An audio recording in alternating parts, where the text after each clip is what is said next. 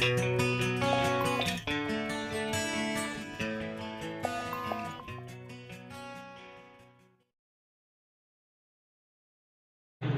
Friends, welcome back to my channel. आज का हमारा प्रोग्राम डिप्रेशन यानी कि उदासी, मायूसी और यासियत की बीमारी के मुतालिक है। ये बीमारी मुख्तलिफ केमिकल के इम्बैलेंस होने की वजह से होती है। दिमाग में एक केमिकल सेरोटोनिन के नाम से बनता है, जो खुशी वाली कैफियत में ये केमिकल रिलीज होता है,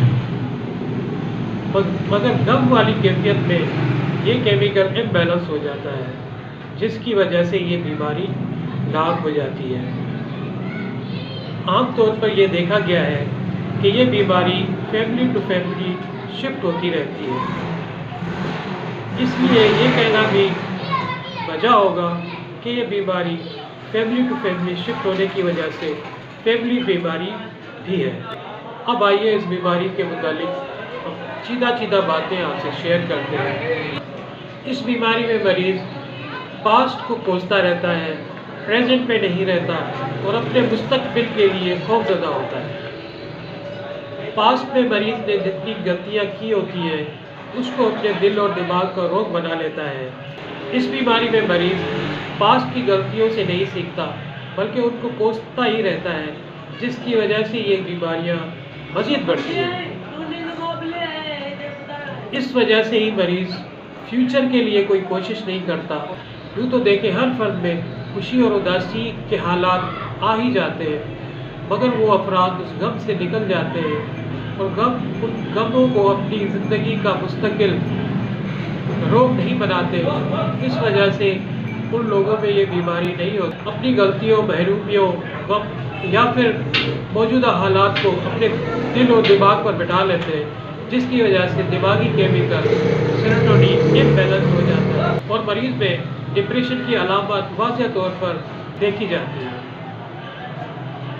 ऐसे मरीज़ों का इलाज दवाइयों के साथ साथ साइकोथेरेपी से भी किया जाता है। साइकोथेरेपी उस इलाज को कहते हैं जो ज़बानी तौर पर मरीज़ से बातचीत की जाती है और मौजूदा और पास्ट के हालात सुनकर मरीज़ को बेहतर और मुफीद मशवरे देकर गमों वाली ज़िंदगी से छुटकारा दिलाने के लिए, मरीज़ को उन गमों से निकालने के लिए, यासियत, उदासी, मायूसी को दूर करने के लिए ये अमल किया जाता है। अब आइए डिप्रेशन की साइन और सिम्टम यानी अलामत के मुतालिक बात करते हैं कि जब एक मरीज़ डिप्रेशन की कैफियत में होता है तो उसके साथ क्या बीतती है, उसके ख्यालात किस तरह के होते हैं। डिप्रेशन में मरीज़ बहुत उदास और मायूस दिखाई देता है। मरीज़ को यूँ लगता है कि जैसे मेरे ज़िंदगी गुजारने का मकसद ख़त्म हो चुका है। वो बहुत ही ज़्यादा घबराहट का शिकार होता है, नींद नहीं आती, बेचैनी बढ़ जाती है। बाज़ मरीज़ों को खुदकशी के ख्यालात आते हैं और बाज़ मरीज़ खुदकशी की अटैम्प्ट भी कर चुके होते हैं, मगर किसी को नहीं बताते। खुदकशी के तौर पर अपनी ज़िंदगी गंवा देना इस मरीज़ के मुतालिक खतरे की घंटी कहा जाता है। ऐसे मरीज़ को फौरी तौर पर इलाज की सख्त ज़रूरत होती है और मुआलिज के मशवरे के मुताबिक मरीज़ की बेहतर रहनुमाई की जाती है। साइकोथेरेपी के साथ साथ दवाइयों का भी बहुत अहम रोल है।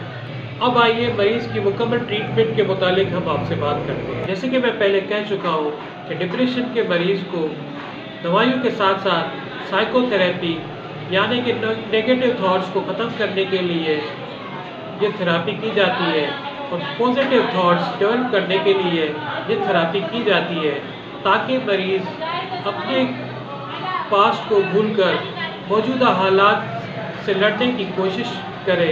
इसके साथ इन दवाइयों के साथ साथ मरीज़ का मूड बेहतर करने के लिए मूड नॉर्मलाइजर की दवाइयाँ भी दी जाती हैं और अगर मरीज़ की नींद ज़्यादा हो या कम हो तो उसको बेहतर करने के लिए भी दवाइयाँ तजवीज़ की जाती हैं। हमारा हर्फ कलाम ये हुआ कि मरीज़ को इस बीमारी से लड़ने के लिए खुद से कोशिश करनी पड़ती है। दवाइयों के साथ साथ अगर मरीज़ मौजूदा हालात का मुकाबला नहीं कर सकता तो वो मरीज़ ठीक नहीं हो सकता। इन दवाइयों के इस्तेमाल के साथ साथ मरीज़ के हालात को बेहतर करने के लिए मुफीद मशवरे दिए जाते हैं। جس سے مریض مکمل طور پر ٹھیک ہو جاتا ہے۔ اب یہ گھر والوں کی ذمہ داری ہے کہ مریض کو بہتر کرنے کے لیے ایک بہترین معالج کا انتخاب کریں جو ڈپریشن کی علامات کو سمجھ کر ڈپریشن کی دوائیاں اور ساتھ میں سائیکو تھراپی کا عمل کر کے مریض کو اس بیماری سے نجات دلائیں۔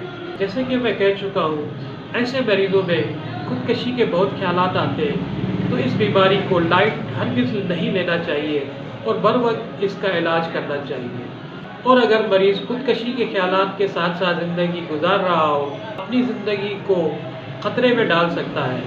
مریض کو ایک اچھے معالج کے ساتھ رابطے میں رہنا چاہیے اور اس بیماری کے متعلق مفید رہنمائی حاصل کی جائے۔ اس بیماری کو مکمل جڑ سے ختم کرنے کے لیے معالج کے مفید مشوروں پر عمل کیا جائے تو بیماری جڑ سے ختم ہو سکتی ہے۔ آج تک کے لیے اتنا ہی، ملتے ہیں اگلی ویڈیو میں، تب تک کے لیے ہمیں دیجیے اجازت۔ Thank you for watching.